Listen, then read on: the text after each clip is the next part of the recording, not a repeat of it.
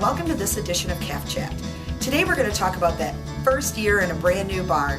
For those of you who remember, or maybe don't want to remember, the polar vortexes that flew through the Midwest last year came with a lot of new calf barns. And when I say a new calf barn, that may mean an old barn that has now become a new calf barn, or maybe a brand new facility.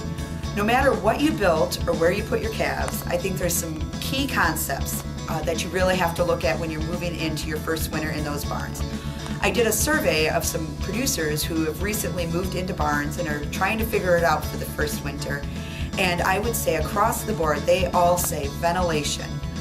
When you're used to working with hutches, ventilation's not a problem because they ventilate themselves. But when you move into those calf barns, you really got to focus on curtains, inlets, fans, positive pressure tubes, and making all those systems work together.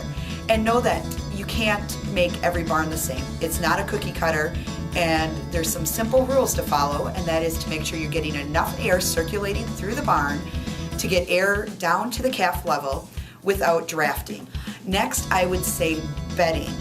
And you think maybe bedding might not be something you'd have to focus in on. I see a lot less bedding under calves in calf barns than I do when I see them in hutches. And I think that's just because we think, wow, they're indoors, they maybe don't need as much, but those nesting scores are just as important inside as they are outside. Next, I would really look at water and water waste, where you're dumping that, where the seepage is coming out from underneath those pens. If you're in a concrete facility that doesn't have really good drainage, it's still really important then to use whether a sawdust layer or an absorbent layer of some sort, or again, using more bedding to keep those areas dry. I would say those are probably the top three to really focus in on, but there's probably a few more that over time that you're going to continue to learn.